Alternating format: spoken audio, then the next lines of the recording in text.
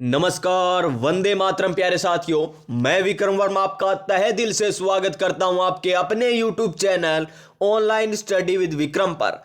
तो प्यारे साथियों, आज की क्लास में हम गुरु नोट्स के माध्यम से पढ़ने वाले हैं राजस्थान के अभयारण्य एवं राष्ट्रीय उद्यान। जी हां प्यारे विद्यार्थियों, शानदार नोट्स है जिनसे हूबहू एग्जाम में क्वेश्चन छपते हैं। अगर आप कर रहे हो 4th ग्रेड एग्जाम की तैयारी तो इस क्लास को जरूर लगा लेना, क्योंकि इस क्लास से आपको एक क्वेश्चन जरूर देखने को मिलेगा। एक क्वेश्चन एक क्लास से, तो इस क्लास को पूरा का पूरा लगा लीजिएगा। और प्यारे विद्यार्थियों, पूरी क्लास देखने के बाद आपको पता चल जाएगा कि कितने शानदार नोट्स है और कितने शानदार तरीके से आपको समझाया गया है। तो चलिए आज की क्लास हम स्टार्ट करते हैं नई ऊर्जा, नई उमंग, नए मोटिवेशन के साथ। रख हौसला, वो मंजर भी आएगा, प्यासे के पास चलकर समंदर भी आएगा। थक कर ना बैठे मंजिल के मुसाफिर, मंजिल भी मिलेगी और मंजिल पाने का मजा भी आएगा। तो नंबर 1 पॉइंट देखिए क्या दे रखा है हमें, जैव विविधता। क्या है? जैव विविधता किसे कहेंगे हम, ये हमें ध्यान होना चाहिए। तो देखिए, किसी भी क्षेत्र में पादप तथा जीव जंतुओं की संख्या जैव विविधता कहलाती है। मान लीजिए ये कोई क्षेत्र है, कौन सा? ये कोई क्षेत्र है और इस क्षेत्र में पादप भी हैं, पेड़ पौधे भी हैं, जीव जंतु भी है, अनेकों प्रकार के। इन सभी की संख्याएं मिलाकर जो ये वातावरण बना है, ये जो वातावरण, ये क्षेत्र जो बना है, वो क्या कहलाती है? हमारी जैव विविधता कहलाती है। यानी जैव विविधता, विविधता का मतलब क्या होता है? भिन्न भिन्न। और जैव आपको पता चल ही गया, पादप और जीव जंतु आ जाएंगे जैव में। यानी जीवों में विभिन्न प्रकार की विभिन्नता पाई जाती है और वो एक क्षेत्र में रहते हैं, वही कहलाती है जैव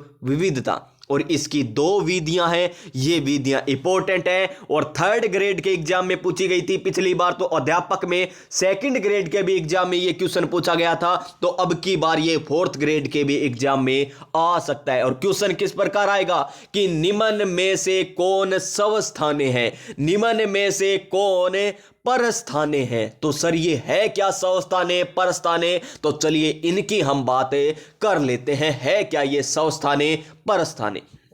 इनके नाम पर ही देखिए, स्वस्थाने, परस्थाने। परस्थाने यानी पराया स्थान, परस्थाने यानी पराया स्थान, यानी जहां पर कोई जीव जंतु रह रहा है। मान लीजिए ये कोई एक वातावरण है, ठीक है ना, ये वातावरण है, यहां पर कोई जीव रह रहा है सर्वाधिक। मान लीजिए यहां पर घड़ियाल सर्वाधिक है, यानी मगरमच्छ सर्वाधिक रहते हैं इस क्षेत्र में।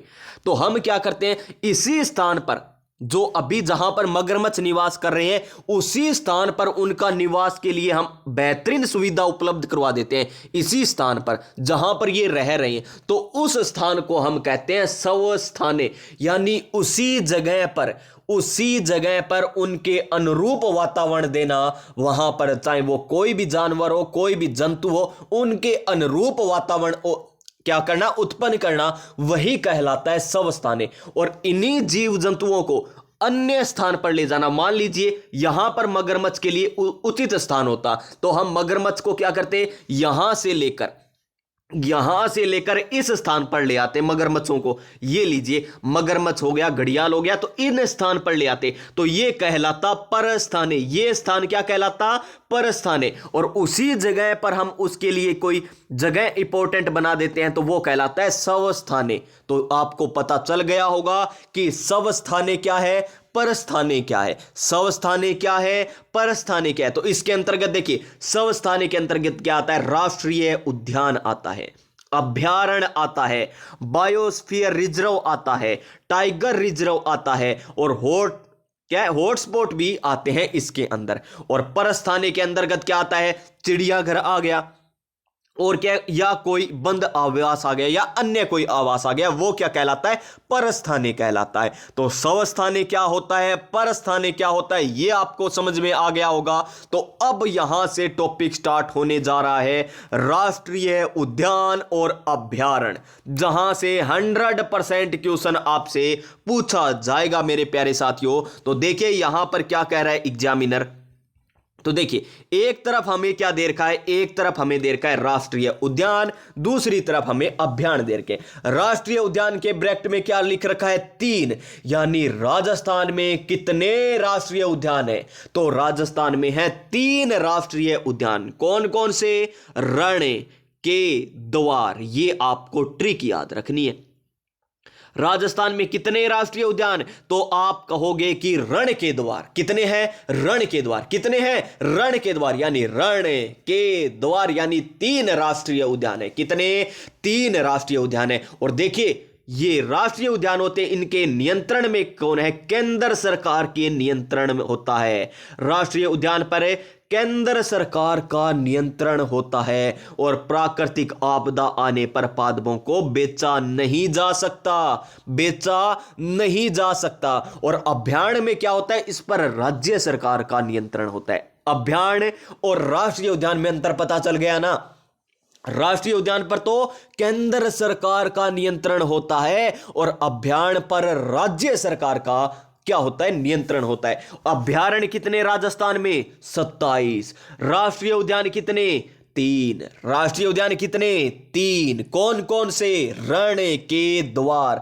फिर से बोलिए मेरे साथ, रण के द्वार। क्या, रण के द्वार। और जो अभ्यारण्य होते हैं, अगर कोई प्राकृतिक आपदा आ जाती है तो वहां के पादपों को बेचा जा सकता है। यही अंतर है राष्ट्रीय उद्यान और अभ्यारण्य में। देखिए मैंने पहले आपको स्वस्थानी भी बताया, परस्थानी भी बताया, अभ्यारण्य के बारे में बताया और राष्ट्रीय उद्यान के बारे में बताया।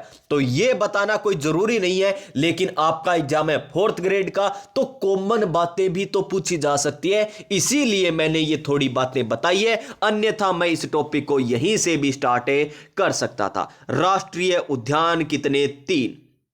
कौन कौन से, रण के द्वार, रण के द्वार, ये है 3 राष्ट्रीय उद्यान। रण से क्या बनेगा, रणथंभौर राष्ट्रीय उद्यान कौन से जिले में, पूछा जाए तो सवाई माधोपुर जिले में। रणथंभौर राष्ट्रीय उद्यान कौन से जिले में है, सवाई माधोपुर में स्थित है। फिर देखिए के से क्या बनेगा, केवलादेव राष्ट्रीय उद्यान कौन से जिले में, भरतपुर जिले में। कौन से जिले में, भरतपुर जिले में स्थित है। फिर देखिए मुकुंदरा हिल्स राष्ट्रीय उद्यान, द्वार से क्या बनेगा, मुकुंदरा, या इसे और नाम से भी जाना जाता है दर्रा राष्ट्रीय उद्यान। तो दर्रा, यहां पर मुकुंदरा यानी द्वार।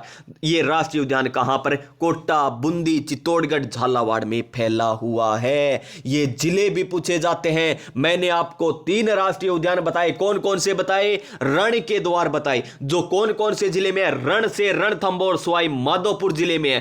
के से केवलादेव राष्ट्रीय उद्यान भरतपुर में है। और मुकुंदरा हिल्स राष्ट्रीय उद्यान कोटा, बूंदी, चित्तौड़गढ़ और झालावाड़ में। अब एग्जामिनर क्वेश्चन पूछेगा कि मुकुंदरा हिल्स राष्ट्रीय उद्यान कौन से जिले में स्थित नहीं है, कोटा, बूंदी, बारा, चित्तौड़गढ़ में।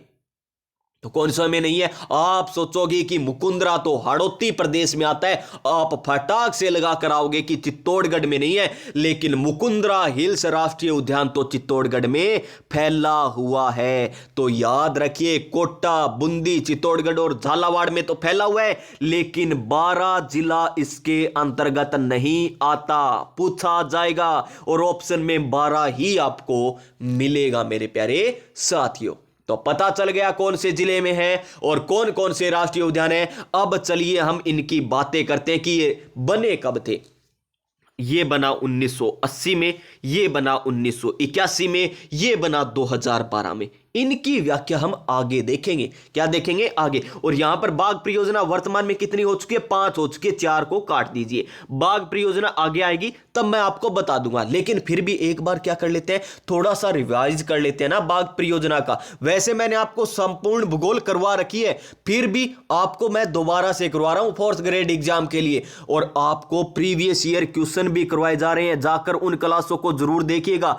उससे बाहर प्यारे विद्यार्थियों, अगर आपके जैसे 10 क्वेश्चन पूछे जाएंगे राजस्थान भूगोल के, तो 8 क्वेश्चन केवल प्रीवियस ईयर क्वेश्चनों में से आ जाएंगे, जाकर देखिए, क्योंकि वहां पर मैं साथ के साथ व्याख्या भी बता रहा हूं। तो उन क्लासों को जरूर अटेंड कीजिए। और यहां पर चलिए बाघ परियोजना, चलिए बता देता हूं। नंबर 1 रणथंभौर राष्ट्रीय उद्यान में बाघ परियोजना चलाई गई। नंबर 2 पर सरिस्का में चलाई गई बाघ परियोजना। नंबर 3 मुकुंदरा में चलाई गई बाघ परियोजना। नंबर 4 रामगढ़ विषधारी में चलाई गई बाघ परियोजना। नंबर 5 धौलपुर करौली में चलाई गई बाघ परियोजना। और नंबर 6 अभी प्रस्तावित है कुंभलगढ़ बाघ परियोजना। याद रखिएगा। अब चलिए एक एक राष्ट्रीय उद्यान की बात करेंगे। सबसे पहले रण के द्वार से यानी रण की बात करेंगे, यानी रणथंभौर राष्ट्रीय उद्यान। इसकी जितने भी इंपॉर्टेंट बातें हैं तो चलिए देख लेते हैं क्या क्या इंपॉर्टेंट बातें हैं।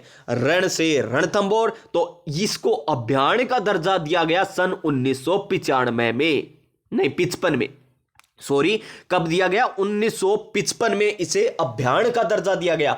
लेकिन याद रखने वाली बात यह है कि इसे राष्ट्रीय उद्यान का दर्जा सन 1980 में दिया गया। कब दिया गया? सन 1980 में दिया गया। अब इन पॉइंटों को लगा लीजिए मोस्ट इंपॉर्टेंट, क्योंकि आपसे वन लाइनर ही क्वेश्चन ज्यादा पूछे जाएंगे तो ये एकदम परफेक्ट बैठेगा आपके एग्जाम के लिए कि राजस्थान का प्रथम राष्ट्रीय उद्यान कौन सा है? रणथंभौर राष्ट्रीय उद्यान। नंबर 1 पॉइंट, राजस्थान का प्रथम राष्ट्रीय उद्यान कौन सा? रणथंभौर राष्ट्रीय उद्यान। फिर देखिए राजस्थान का सबसे बड़ा राष्ट्रीय उद्यान भी कौन सा है? राजस्थान का सबसे बड़ा राष्ट्रीय उद्यान पूछे तो भी कौन सा हो जाएगा हमारा? ये रणथंभौर हो जाएगा। कितना क्षेत्रफल?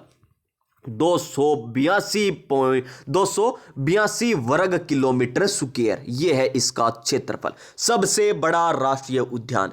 और ये देखिए राज्य की प्रथम बाघ परियोजना यहीं से स्टार्ट की गई थी, यानी राज्य की प्रथम बाघ परियोजना भी रणथंभौर राष्ट्रीय उद्यान से सन 1973 को प्रारंभ की गई थी। क्या सर हमें यह सन पढ़नी है? बिल्कुल पढ़नी है। कहते हैं ना, बिल्कुल पढ़नी है। एक भी लाइन आपको नहीं छोड़नी नोट्सों में से, क्योंकि कौन सी भी लाइन आपसे पूछी जा सकती है। आगे देखिए क्या कह रहा है आगे।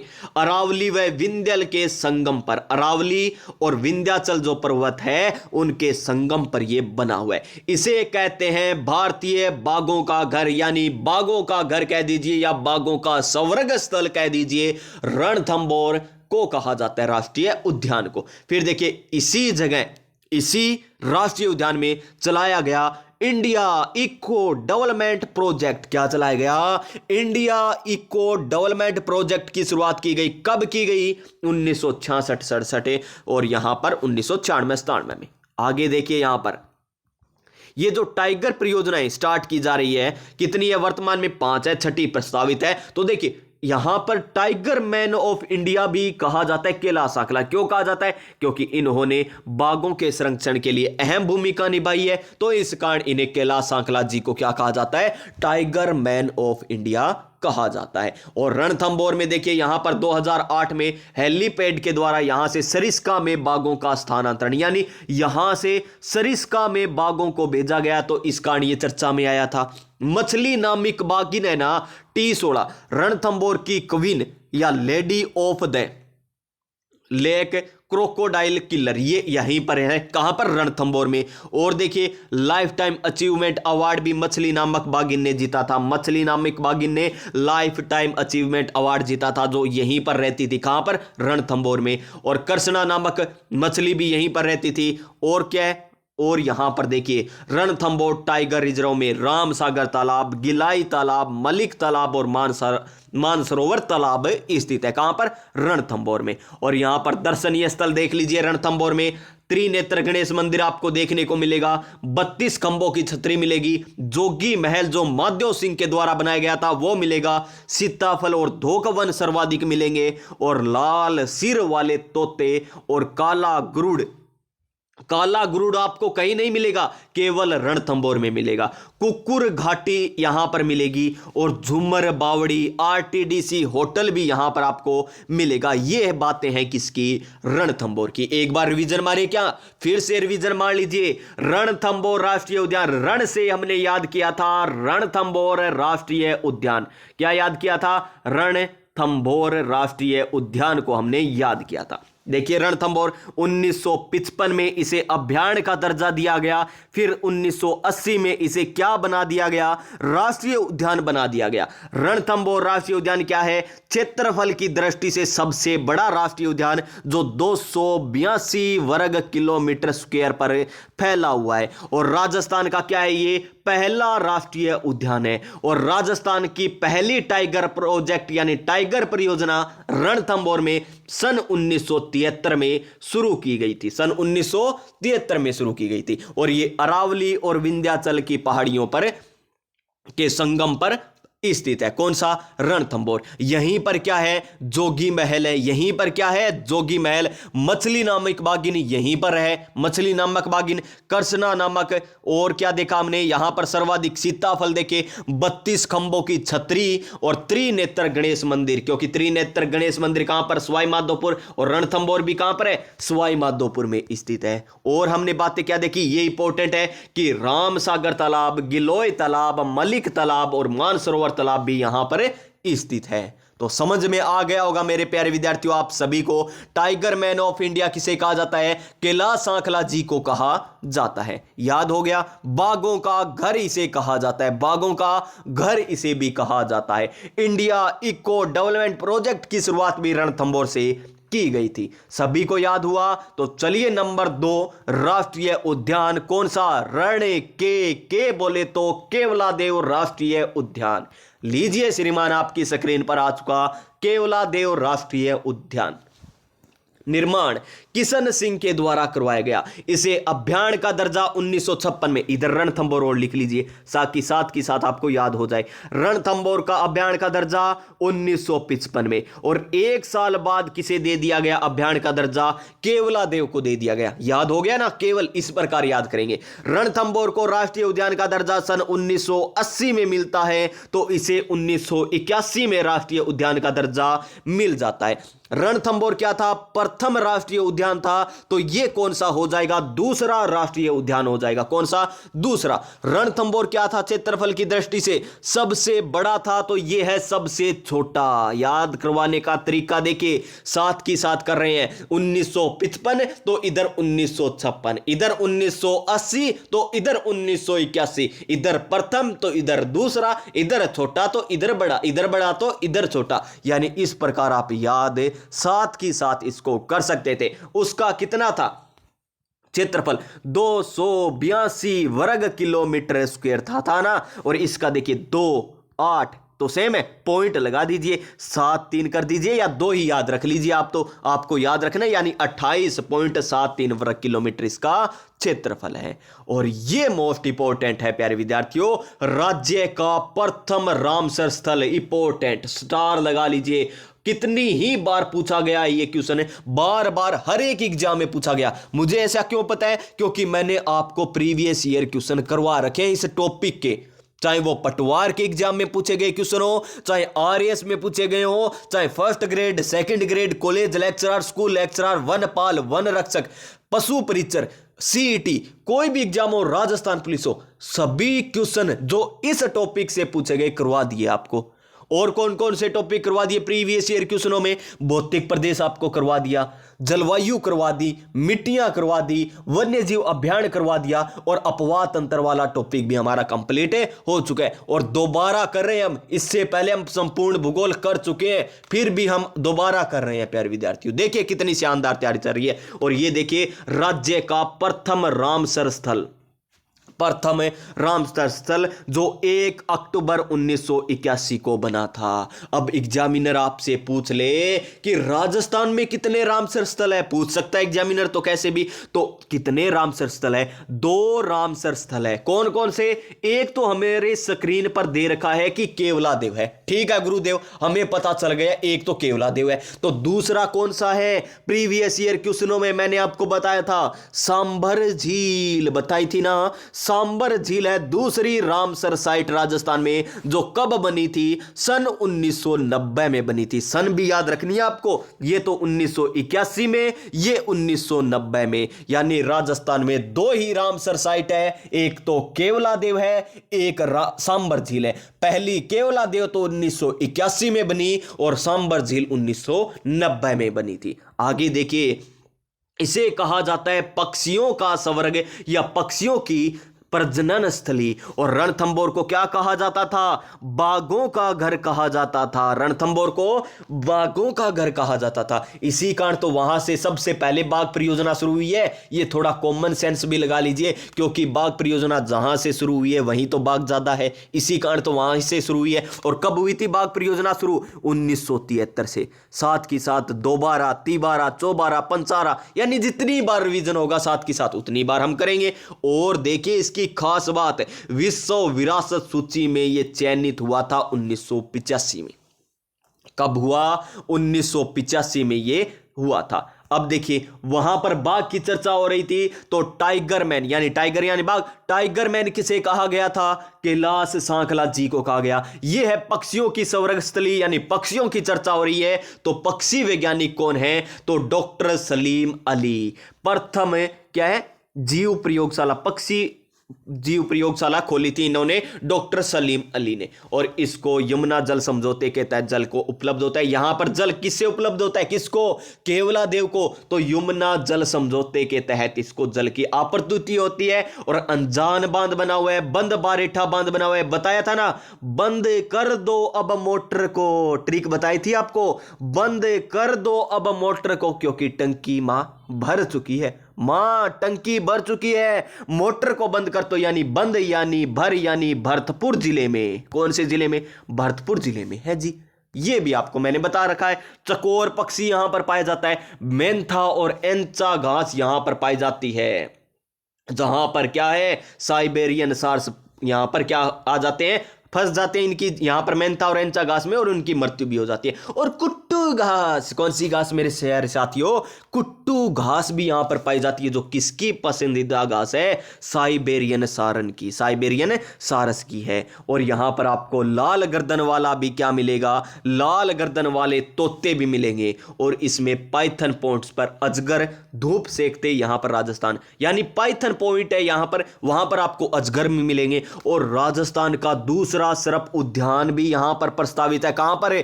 केवलादेव में, यहीं पर स्थापित। और पहला कहां पर था? कोट्टा में। पहला सर्प उद्यान कहां पर? कोट्टा में। यही तो खास बात है कि यहां पर जितने भी कोई पॉइंट बने हैं सारे मैं साथ की साथ आपको बता देता हूं। और यहां पर देखिए, अब आए, हमने तो पहले से ही पढ़ लिया था कि 1 अक्टूबर 1981 को रामसर साइट में प्रथम तो केवलादेव था, और दूसरा कौन सा है? सांबर झील, जो जयपुर ग्रामीण में स्थित है। और अब ये ग्रामीण आपको पढ़ना नहीं है, जयपुर में स्थित है। और गोवर्धन ड्रेन योजना का तहत पाइपलाइन से केवलादेव को पानी लाया गया है, यहीं पर पानी। और दर्शनीय स्थल देख लीजिए, साइबेरियन क्रेन है, जिनका आगमन होता है अक्टूबर से नवंबर के बीच, और वापस चले जाते हैं मार्च और अप्रैल में। और यह राज्य का दूसरा सर्प उद्यान भी है। और पहला कहां पर? कोट्टा में। और यह स्वर्णिम त्रिकोण पर स्थित है। स्वर्णिम त्रिकोण बोले तो दिल्ली, जयपुर, आगरा, यहीं पर। और अनजान बांध, कोई अनजान मिलेगा आपसे तो बात तो गंभीर ही होगी ना। कोई आपसे मिलता है अनजाने में तो बात बड़ी गंभीर हुई। मिला कोई आपसे अनजाने में तो बात बड़ी गंभीर हुई। तो ये गंभीरी नदी पर है। कौन सा? अनजान बांध। और इसी प्रकार बंद बारेठा आपको ट्रिक से याद करवा दिया। मां मोटर को बंद कर दो, बंद कर दो, क्योंकि टंकी भर चुकी है, यानी भरतपुर में बंद बारेठा बांध है। उसके बाद मुकुंदरा हिल्स आएगा, उससे पहले एक बार रिवीजन कर लीजिए। 1956 में केवलादेव को क्या बनाया गया? अभयारण्य। 1981 में इसे क्या दिया गया? इसे राष्ट्रीय उद्यान का दर्जा दिया गया। 1 अक्टूबर 1981 को इसे रामसर सूची में शामिल किया गया था। ठीक है ना।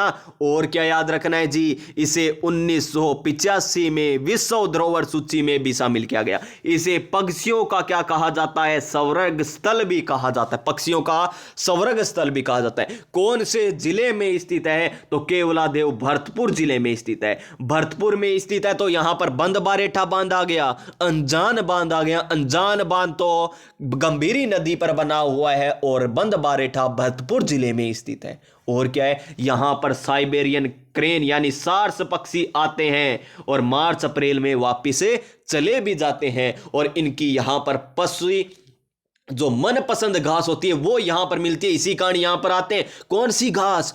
कुट्टू घास। और यहां पर एंचा घास भी पाई जाती है जहां पर ये उलझ कर मर भी जाते हैं। और क्या देखी हमने बात, पक्षी है तो पक्षी यहां पर कौन है? पक्षियों को सर्वाधिक संरक्षण देने वाले मैन का नाम क्या था? डॉक्टर सलीम अली था। क्या था? डॉक्टर सलीम अली। और सबसे छोटा राष्ट्रीय उद्यान भी है ये, कितना? 28.2 वर्ग किलोमीटर स्क्वायर था। और क्या था?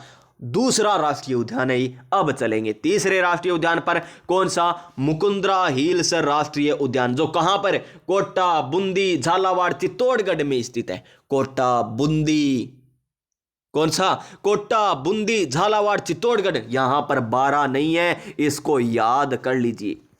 फिर देखिए, विंध्याचल पर्वत श्रेणी में 297 वर्ग किलोमीटर पर फैला हुआ है। ठीक है, और ये टोटल नहीं है इतना, ये राष्ट्रीय उद्यान इतना नहीं है, थोड़ा अभ्यारण्य का भी है, ये कट जाएगा। तो आगे देखिए, राष्ट्रीय उद्यान का दर्जा इसे 2012 में दिया गया। और इसकी सन क्यों लिख रखी है ये जरूरी है, क्योंकि एग्जाम में पूछी गई है, ये पटवार के एग्जाम में सन और तिथि और महीना, इसीलिए याद करना है। 9 जनवरी 2012 को 9 जनवरी 2012 को इसे राष्ट्रीय उद्यान का दर्जा और 1955 में अभ्यारण्य। देखिए, अब तक हमने तीसरा राष्ट्रीय उद्यान पढ़ रहे हैं। पहला कब? 1955। दूसरा कब? 1956। तीसरा कब? 1955। ये तो बने थे, क्या बने थे? हमारे अभ्यारण्य बने थे। और राष्ट्रीय उद्यान पहला 1980, दूसरा 1981, तीसरा 2012 में बना। तो इस कारण इनको याद रखना। और इसकी तो ये तारीख और महीना भी पूछा गया एग्जाम में। और नेक्स्ट देखिए, बाघ परियोजना का दर्जा। तीसरी बाघ परियोजना यहीं पर तो शुरू की गई थी। 10 अप्रैल 2013 को तीसरी बाघ परियोजना मुकुंद्रा हिल्स राष्ट्रीय उद्यान में शुरू की गई थी। सर आपने पहली बता दी 1973 में शुरू हुई थी। कहां से? रणथंभौर से। दूसरी आपने नहीं बताई गुरुदेव। तीसरी आपने बता दी 2013 से यहां पर मुकुंद्रा में हुई थी। तो बीच वाली कहां पर गई? तो वो हम पढ़ेंगे बाघ परियोजना में। लेकिन आपको घबराने की जरूरत नहीं, यहीं पर मैं बताने वाला हूं। दूसरी शुरू हुई थी सन 1978 में। और कहां पर हुई थी? सरिस्का में शुरू हुई थी। कहां पर? सरिस्का में शुरू हुई थी दूसरी टाइगर परियोजना। बस याद हो गया ना? 3 टाइगर परियोजना याद हो चुकी होगी अब आपको। चलिए, इसका प्राचीन नाम देख लीजिए, दर्रा अभ्यारण्य इसका प्राचीन नाम है। और यहां पर तीसरी बाघ परियोजना शुरू हुई थी। और इसको बनाने के लिए निम्न अभ्यारण्यों को लिया गया: दर्रा, जवार सागर अभ्यारण्य और राष्ट्रीय चंबल घड़ियाल अभ्यारण्य। यहां से थोड़ा थोड़ा हिस्सा लिया गया और इसे राष्ट्रीय उद्यान घोषित कर दिया गया। और इस राष्ट्रीय उद्यान में क्या मिलेगा आपको? हीरामन तोता। अब पूछा जाएगा कि निम्न में से कौन से राष्ट्रीय उद्यान में हीरामन तोता पाया जाता है? तो अलेक्जेंड्रिया पैराकिट, ये अलेक्जेंड्रिया पैराकिट इसका वैज्ञानिक नाम है। और ये पाया जाता है कहां पर? मुकुंद्रा हिल्स राष्ट्रीय उद्यान में। और ये राष्ट्रीय उद्यान NH 52 पर स्थित है। सबसे छोटा टाइगर प्रोजेक्ट, सबसे छोटा ये क्या है? टाइगर प्रोजेक्ट है मेरे प्यारे विद्यार्थियों। हमने सबसे बड़ा राष्ट्रीय उद्यान देखा, सबसे बड़ा राष्ट्रीय उद्यान देखा, तो सबसे छोटा राष्ट्रीय उद्यान भी देखा। अब हमने एक बात और देख ली कि सबसे छोटी टाइगर प्रोजेक्ट कौन सी है? तो वो है हमारी दर्रा राष्ट्रीय उद्यान वाली। तो आगे देखिए, इसका नाम 2003 में रखा गया राजीव गांधी, फिर 2006 में मुकुंद्रा हिल्स रख दिया गया। और कौन सी नदी पर है ये? काली सिंध और आहू नदियों के संगम पर। काली सिंध और आहू नदियों के संगम पर ये बना हुआ है। काली आ कहां पर? मुकुंद्रा हिल्स में। काली आ गई है मुकुंद्रा हिल्स। तभी तो यहां पर आदि मानव के अवशेष शैल चित्र मिले हैं। पूछा जाएगा आदि मानव के शैल चित्र कौन से राष्ट्रीय अभ्यारण्य से मिलते हैं? तो ये मिलते हैं मुकुंद्रा हिल्स से। और क्या है? अबला मिणी का महल भी यहां पर मिलेगा, जो किसने बनवाया था? मुकुंद सिंह द्वारा अपनी पासवान अबली मिणी के इसके लिए निर्मित किया गया था। और ये राजस्थान का सबसे छोटा ताजमहल, दूसरा ताजमहल हाड़ौती का ताजमहल कहलाता है। हाड़ौती का ताजमहल किसे कहते हैं? अबलामिनी के महल को कहते हैं। राजस्थान का दूसरा ताजमहल किसे कहते हैं? अबलामिनी के महल को कहते हैं। और राजस्थान का छोटा ताजमहल किसे कहते हैं? अबलामिनी के महल को कहा जाता है। और इस अभ्यारण्य में देखिए रावण महल मिलेगा, गागरोन का किला मिलेगा, भीम चंवरी मिलेगा, भीम चंवरी गुप्त कालीन मंदिर है, जो बाड़ोली का शिव मंदिर मिलेगा। और यहां पर गागरोनी तोते तो आपको मिलेंगे, जिसका वैज्ञानिक नाम अलेक्जेंड्रिया पेरिकिट है, गागरोनी तोता। और यहां पर अन्य नाम इसका क्या है? हीरामन तोता, या हिंदुओं का आकाश लोचन भी इसे कहा जाता है, जो मानव की आवाज निकाल सकता है। बस ये हुए हमारे प्यारे विद्यार्थियों राष्ट्रीय उद्यान। क्या हो चुके हैं? राष्ट्रीय उद्यान। तीनों के तीनों राष्ट्रीय उद्यान आपको करवा दिए गुरु नोट्स के माध्यम से। गुरु नोट्स के माध्यम से जिन नोट्सों से हूबहू क्वेश्चन छपते हैं, सुभाष जी चारण के द्वारा ये निर्मित नोट्स है, तो इन्हीं में से क्वेश्चन आएंगे। तो इस प्रकार क्लास आप लगाई लीजिए। 4th ग्रेड एग्जाम के लिए अगर तैयारी कर रहे हो तो प्यारे विद्यार्थियों चैनल पर पहली बार आए, चैनल को सब्सक्राइब कर लीजिए, पास में जो बेल आइकन है उसे दबा लीजिए। और आने वाली प्रत्येक वीडियो अगर आप पाना चाहते हो तो बेल आइकन दबाने के बाद प्यारे विद्यार्थियों टेलीग्राम से और जुड़ जाइए, क्योंकि वहां पर आपको इन नोट्सों की पीडीएफ मिलने वाली है, करंट अफेयर्स की पीडीएफ मिलने वाली है, प्रीवियस ईयर क्वेश्चनों की पीडीएफ मिलने वाली है। तो जुड़ जाइए जल्दी से आप हमारे Telegram channel online study with Vikram से। तो प्यारे विद्यार्थियों मिलेंगे नेक्स्ट क्लास में नई ऊर्जा, नई उमंग, नए मोटिवेशन के साथ। तब तक जय हिंद, जय भारत।